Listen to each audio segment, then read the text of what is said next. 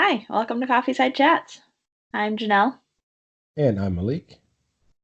and we're your hosts for the coffee podcast about anything and everything. It's not a coffee podcast, it's a podcast about anything and everything over a cup of coffee, which today I'm actually drinking tea, Okay, but what tea are you drinking? I'm drinking a chamomile tea, can't talk today, from one of the local coffee shops. And I didn't catch anything else about what it was because I walked in and the girl at the counter said, "Oh, actually, we close at 5." And I was like, "Oh," uh, and she said, "Well, the espresso machine's down, but I can get you tea or something if you want." And I said, "Okay, I'll get a tea." And so I just like picked something really fast and went with it.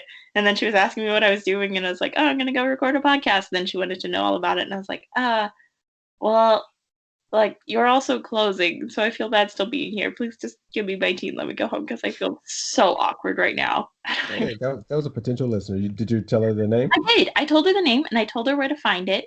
And she was really excited. And I hope she comes and listens to it because she seemed like a cool girl. But I didn't talk to her because I was having the worst moment of just minor anxiety that there's ever been. I can use that. So I'm drinking something that's called San Angelo style coffee. HEB does basically like local beans, and San Angelo is a little town in Texas, and they have a particular blend they like to use. So I'm drinking that today. I haven't had this in 6 or 7 months, so it's a good callback. I like it. Okay, total tangent to what we're going to be talking about today. San Angelo is a small town.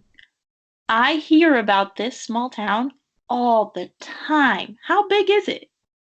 You know what? It's not that big because my cousin is from there. So that's the where I even know where it is, how I know where it is. But Like, uh, I'm pretty sure yeah, that's one of the towns in Texas that only does school 4 days a week because they're such a rural area that they can't afford to pay their teachers 5 days a week. yeah, it's a small place. It's a very small place. But I yes, hear about it all the time. yeah, I don't know what that's about. I don't know what that's about at Oh, all. either. Oh, Texas. So fun. Okay, Malik, what are we talking about today? That's not San Angelo, Texas. So we're gonna talk about family dynamics. So we're not really sure exactly how this is gonna go, how heavy this is gonna get, but we're just gonna kind of play it by ear and see how it goes from here.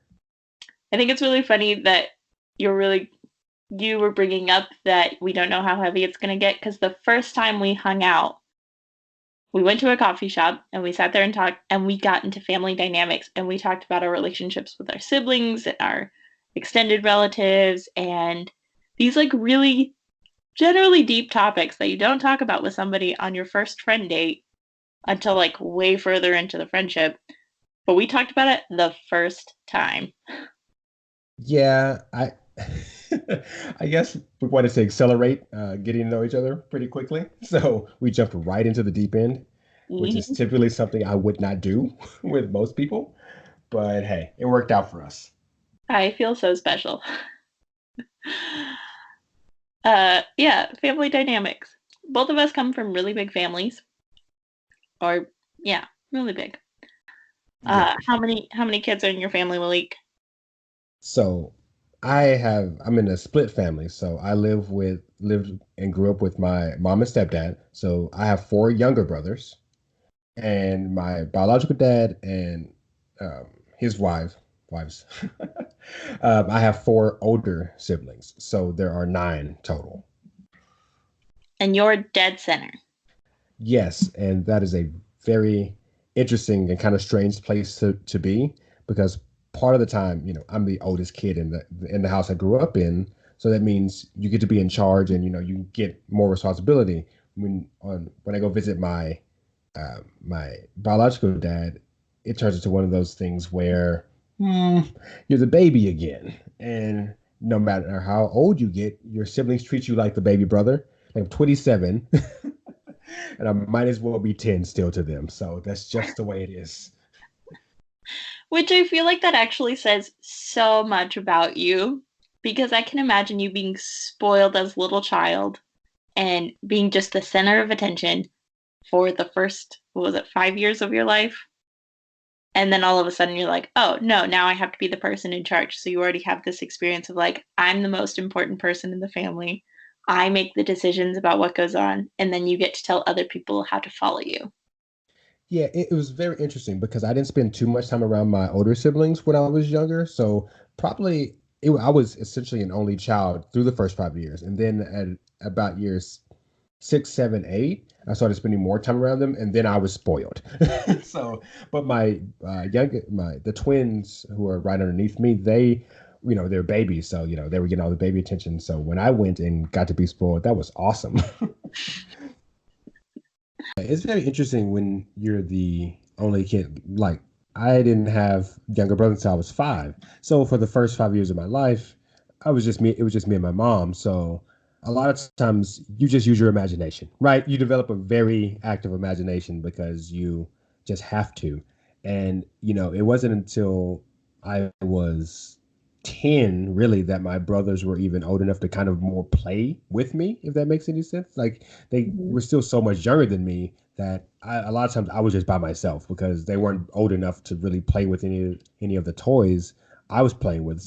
Do you have imaginary friends, Malik?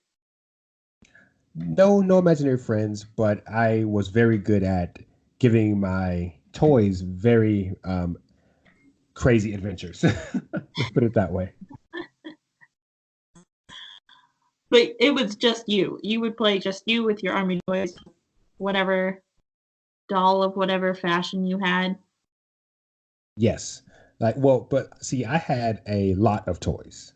So it would be between two different rooms. I could create two different worlds that kind of link together. It was insane because I would have cars, like the toy cars in one room, and like my Transformers in another room, and like my dinosaurs in a different part of the other room. It all worked together. But my imagination was tip top at that point in my life. Yeah. We had enough Yeah. people to make. None of us are really good at sports, but we have enough people in our family that if we did want to play a sport all together, make the teams. And so we could play like flag football with like 8 people, 2 4-person teams. And it worked out great. And you didn't have to invite anyone else. Just all were there and bored and wanted to go outside to work. Those were Yeah. Yeah. When you have that many kids, you can kind of really, really do whatever you wanted to do. um what's the gap between you and the next oldest sibling? Ooh, I think 5 years, 6 years. Oh, I okay. think. Yeah. For some reason Yep. I was thinking it was a much larger gap. Well, between me and my oldest sister, that gap is much bigger. Right. But yeah, so um we were pretty close in age, and it's 5 years between me and the twins. So yeah, it's a weird dynamic there. Yeah. That sounds pretty weird. But it makes sense when you know you. Yes, because sometimes I can be mm, a little much about being in control of things, but then sometimes I want to only be the center of attention. So I do know that about myself. Um, my family is a little bit bigger than yours. I have I'm 9 of 13 kids. There are 8 older, 4 younger, and the way it naturally splits, there's only 3 years difference between any kids. So between me and my next oldest sister, there's 3 years. Between the next sister below me, there's only 1 year, and it kind of goes on and off like that. So in the natural split, I'm the oldest of the youngest kids. So I like to say that I get a little stereotypical, um, what do you call it? Some of the stereotypes of the oldest, the middle, and the youngest kids because I just fall in the middle. But I think at that point, you just become a big family kid and you lose all of those stereotypes because it doesn't matter anymore. Yeah, exactly. Um, a lot of, not a lot of my friends, but it felt like a lot of my friends growing up either were from very, very large families like mine or were basically only children. And they would talk about hanging out with their cousins all the time, which just confounds me. I don't understand that because I barely know my cousins. Like, I have to sit there and think really hard for a really long time if I want to name all 30 plus cousins, and Mhm. it's very difficult. But I know so many people who their cousins are basically like their siblings, which is amazing to me. Yeah, when I was younger, we spent a lot of time around our cousins, a lot of time.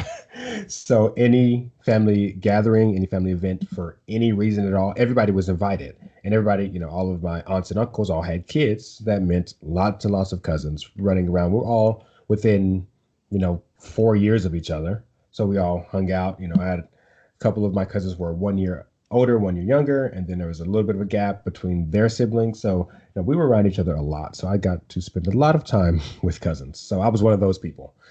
Lots and lots of cousin time. And it kind of gave us something to do besides, irritate our siblings. So, How many cousins do you have? oh boy, could I even An give you estimate. a Give me an number? estimate. Mm, so I'll just say cousins that were in my generation within, I'll just say plus or minus 4 years of myself. What were there? Probably 17 or 18 of us that were right around that age. And then we had some that were a little bit younger that didn't get to hang out with us and some that were a little bit older. So You had yeah, 17 or 18 in an 8-year range. yeah, around me. What? Lots of cousins. And then there were the babies, and then there were the ones that were born much old, much a while before us. So, you know, yeah, we had a few. That's crazy. I think in an 8-year, well, I don't actually know because I don't know how old any of my cousins actually are. And I like can't keep track of where's 4 years above and 4 years below. I want to say I probably have 4 or 5 cousins within 8 years of me. And that Oh could be wow. wrong, but I think that's right. And one Yeah. of them was like her, she was already her dad's kid, and then he married my aunt. And so, like, I guess she's still fully my cousin. I don't know. Mm. Like, I didn't know her until she was like 8. And then all of a Okay. sudden it was like, oh, you have another cousin. I was like, where'd you come from? Well, so as a person who spent a lot of my really like little years with cousins, it's just something that when your family, like my family, all lived in the DFW area, right? Just about everybody. So any event that we had anywhere for any reason, be it graduation, birthdays, just want to have family dinner on Sunday or whatever. And then not to mention we all like my family started a church. So all of us were at the same spot all the time.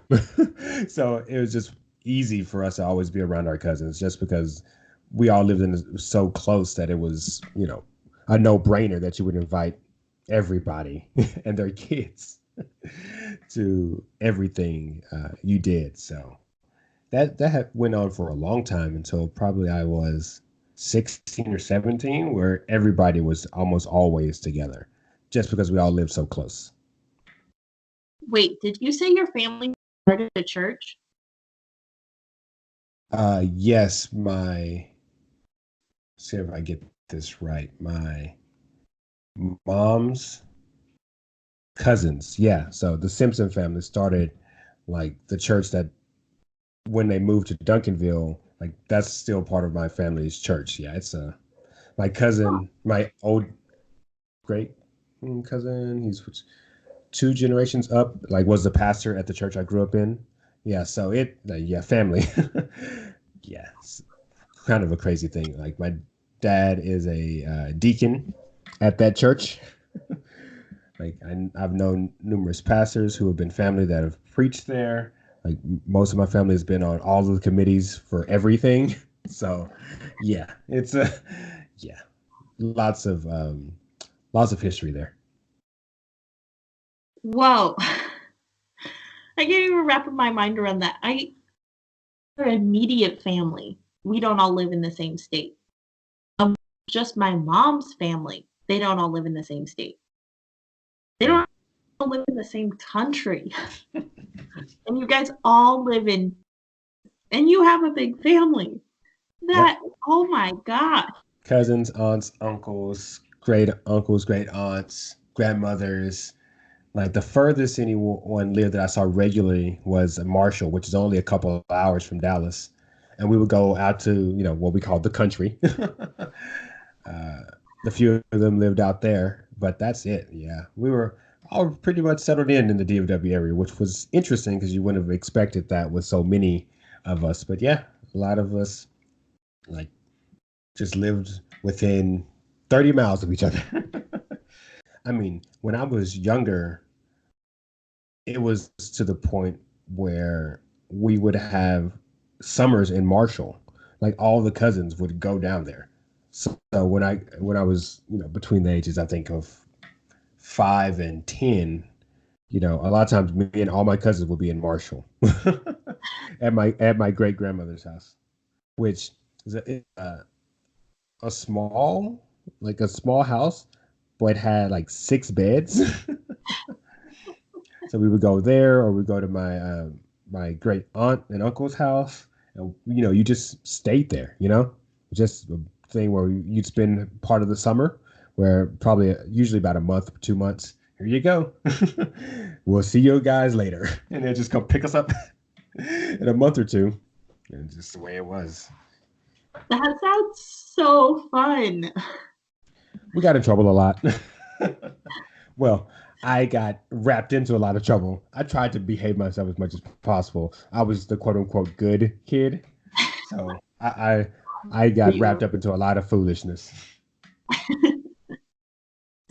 That sounds, I can't get over that. That sounds like so much fun. That's just like summer camp, your grandparents. Yep, basically. That'll be fun. The closest we ever got to was probably with our birthdays. For your birthday, you got with grandma and grandpa for 1 to 3 nights. I don't actually know what it was. I just know at least one I for more than one night. And so I'm very blurry on what that actually looked like. Um, but for just a little bit, you got to go hang out with grandma and grandpa by yourself or with one other sibling, um, and just do whatever they're doing and following them in their adventure of retirement. That does sound kind of fun. Yeah. And so there were, depending on the age I was, we had a core of cousins basically. There were like 4 or 5 of us that were always together, and then the peripheral cousins that would come around when we had bigger events, which with when I was younger, our family had a lot of events, especially as people got closer and closer to the 15, 16, 17, 18 with the graduation. A lot of those years are a lot of parties, a lot of barbecues, a lot of things that were going on. So yeah, we did a lot of that on top of the yearly family reunions we had. So then everybody, all the aunts, uncles, cousins, great aunts, great uncles, everybody, heck, family friends that you just knew your entire life, but they weren't actually blood related to you, everybody would be there. So we would go from having, a regular size event would probably be 30 or 40 people to having like 250 at some years at some family reunions. So yeah, it got out of control a couple of times. That's a lot of people. And most of you guys all live in the same general area, right? Yep, mostly everybody's in Texas, mostly in the DFW area. Some in Houston, uh, some some in a little bit further out. We have a couple of cousins, I think, in California, uh, Missouri, but mostly everybody's in Texas. Yeah. I'm sure that makes a lot of difference in getting to like hang out with each other and go to the same events because we moved when I was 11. And so we left a lot of my cousins in Ohio. And even when we lived in Ohio, they all lived too far for my mom to want to load all 13 of us into a car together and drive somewhere that was more than an hour away. So we didn't ever go see anybody, even if they were just an hour away. And then a lot of them lived in places like California and Florida. And I think one of them lived in South Carolina for a little bit, not 100% sure. And I think, no, we were the first ones to move to Texas. So then after we moved to Texas, 3 families, I think, 3 families moved down, and then like new families, like so my aunts and uncles, 3 aunts and uncles moved down, and then some of my cousins started their own families and stayed in the general area.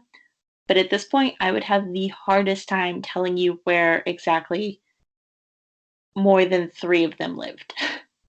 I don't know. I can't tell you. But we didn't hang out with them because they were so far away, and it's really hard to transport that many kids anywhere. Yeah, I can imagine that being a little bit of a handful. I mean, it's hard enough just moving me and my brothers around, and there are only 5 of us. Five It's is a hard lot. enough, yeah, getting everybody on the same page for anything. Mhm. Also, we didn't, from my understanding of our family, and maybe this is too much information, and if my dad ever hears this, he might get mad at me, but it's fine. From my understanding, we weren't a really close extended family. So there wasn't really a desire to have a bunch of events except graduations and weddings, and that was about it. And I think even at the last wedding, mm, that's a lie. At the last wedding that was in Ohio, most of the family came. But all the weddings that have not been in Ohio, only one relative from my dad's side came that I can remember. Yeah, So if I can somebody else see was how there, I that. just didn't talk to him. Does that Yeah. make me a terrible kid? No, not really. It's not your responsibility to make sure you see your family. Yeah. Yeah, and I mean, so because I'm a part of, you know, essentially 3 different families, my mom's family, my biological dad's family, and my stepdad's family. It's a very curious thing because my stepdad's family was really, really big about being together for Sunday dinners, like any kind of little holiday, big holiday, anybody having any kind of success or just wanted to get together. So with that family, I was with them a lot. Hence, where I was with most of my cousins then. But my biological dad's family, the Jacksons, they're just chill, you know. They will kind of gather when they want to, but it was never such a giant push to be around each other all the time. So I didn't get to see too many of them too often, just because the nature of their family, when people want to get together, they just do, kind of at the spur of the moment kind of thing. And not living right around the corner from them made it, not the easiest thing to do. And then with my mom's family, there was a bit of fallout about the time I was like 10 or 11. So, there was a lot of hanging out with them up until that point. And then, families sometimes have disagreements. So that didn't go on too long Yeah, after that. that's not fun. But you kind of mentioned before, and I'm going to bring it back up because I think it's a really interesting topic. Um, Family friends who become like family. Like, we definitely have those people.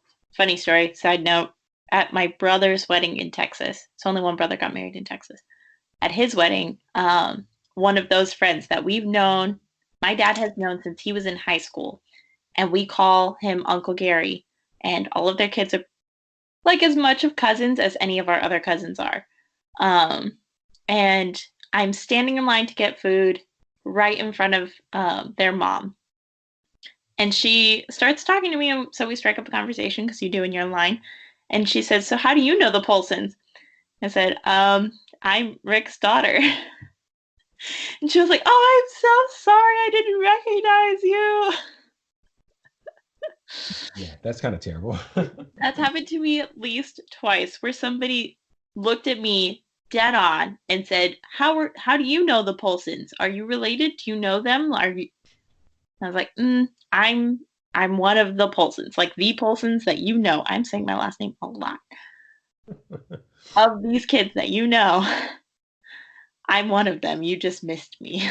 Which is weird because I'm also like the loud kid in the family sometimes. So I Yeah, don't know how yeah. they missed me, but they did. I think it doesn't help that I don't live with them, and so like I don't go to all the events all the time.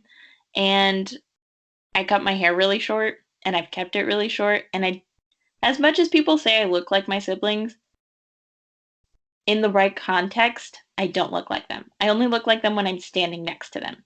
If you see me and then you see one of my siblings, you're like, No.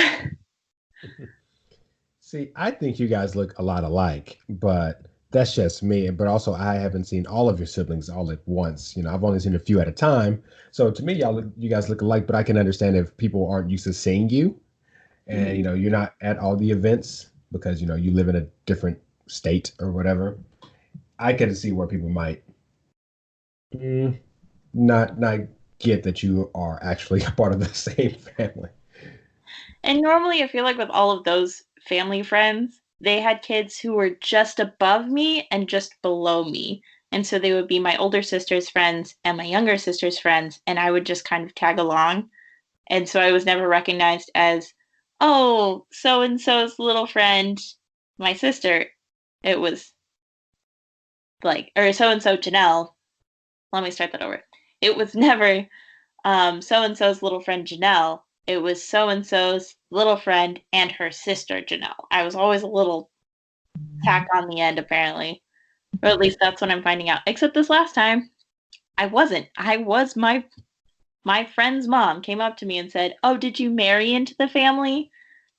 And I said, "No, I'm your daughter's friend. I still talk to her once in a while. I know where she lives. I know what she does because we're still friends. How do you forget me? I went to horse club with her." And then she That felt is really kind of bad. the funniest thing I've heard. Horse club. I went Oh, to horse club with your daughter. How could you forget? Terrible. I was only in horse club for like 6 months and then we moved. And so I was then forgotten. And apparently they kept up horse club for a long time without me. That's okay. I'm not offended. I was not cut out to be in that club. They were very committed. But then she apologized later. She found my sister-in-law. She was like, "Will you tell her that I'm so sorry and I remember who she is?" And I was like, "It's fine. I don't care. I think it's the funniest thing I've ever heard." Did you marry into the family? Nope. No, no, I didn't. This family is stuck with me. Yeah. So a big holiday with my mom is Thanksgiving, right? So speaking of people who've become like family, um, a couple of her friends space started coming around on Thanksgiving, and because it's such a big holiday for my family, if you show up to Thanksgiving dinner, you're really basically one of the crew. You are family. If you get invited for more than 1 year, because you invite anybody 1 year. Some people don't get invited back because they are a little bit of a handful. But if you get invited year after year, you really quickly become family with my people. Just because Thanksgiving is the holiday, not Christmas, not Easter. Thanksgiving is really the big holiday. With my mom especially, and she does 99% of the cooking, so she gets to be in charge of that. That's really interesting. I feel like Thanksgiving is like the easiest holiday to invite other people into because it's just let's eat a really big dinner together and hang out and play games and have a good time. Whereas Christmas, it's like we're like we need to know who's coming because somebody's probably going to get a gift at this event, Yeah. most likely. So we want to make sure no one's left out. But Thanksgiving is like, oh, you show up and you have a good time. Yeah, our family takes Thanksgiving pretty seriously. So yeah, not everybody gets an invite to that. Not everybody gets a repeat invite to that. A lot of Gotcha. people get invited once, but maybe not it back. Well, and I hope I'm never invited to Thanksgiving at your house because if I don't get invited again, I will feel like the worst human in the world. Yeah, it's a pretty big sign, honestly, in our family. We're more likely to invite someone to Christmas dinner. Although we do an interesting kind of family tradition with Christmas dinner that most people don't do. So for a long time, probably the first 16 years of my life, we did traditional Thanksgiving, with dressing and turkey and chicken, all that normal stuff. And we did a smaller but very similar meal for Christmas, right? So we did essentially two Thanksgiving dinners. Um, about 12 years ago, I want to say, about 12 at this point. Man, has it been that long? Sorry. It's crazy when you think about it. We started doing themed Christmas dinners. So instead of doing Really? something, yeah, so instead of doing something traditional, one year we did barbecue. We did a fish fry. We did um, Mediterranean. We did, Chinese. We've done African dishes. Like, cause half my family, well, half of my uncle's family is from Ghana, so we did African dishes for that year. So we tried to do a themed kind of because we did French one year. So we decided to mix it up, because it was kind of boring to do the same thing, twice a year over and over and over and over and over into perpetuity. So we changed our minds and did That's something a little bit so different. fun. Yeah. So the only problem is this: it does become a little harder to pick different cuisines to do. I believe we did barbecue twice, just because it was like, you know what, we're just going to say screw it and do barbecue again. But it was maybe 3 years after that, so we did do it back to back years. But it does get a little bit tougher. And then for the 10th year, we did one or two dishes from each year. So it was like a big around the world kind of thing. So yeah, oh yeah, we did Italian one year too. Yeah. How do we start getting more families to adopt this tradition? Because that's the coolest Christmas dinner tradition I've ever heard.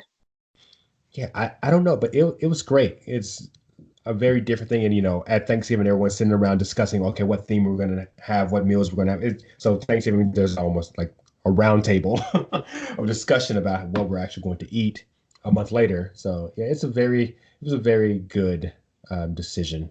I think I was really happy with it when we made that change. So So do you always go home for Thanksgiving or do you sometimes do Friendsgiving? so most of the time I am home for Thanksgiving. One year, when I was working at Office Depot, we had to work Thanksgiving night Ah, for Black Friday. So I went with one of my friends, and so I had Friendsgiving with them, which was great. It was really nice to have somewhere to be instead of sitting at my apartment waiting to go to work. mhm. That was terrible. Such a bad situation. Having to go in at 8 o'clock on Thanksgiving. I had to set up for Black Friday where you barely sold anything. It was No. terrible. Like, because of the location of where the store I worked, it wasn't even like it was a high traffic store, but it was a corporate policy. So nobody was off. If you, especially if you were full time, because you had to be there. The part timers got to go home early. The full Ugh, timers, you had to stay until it was slow enough to send you home. So it was, yeah, not the best situation. that's But I did do that. awful. It was a good substitute that year, but I believe that's the only year I haven't been home in the last, yeah, since I went to college, so the last 10 years.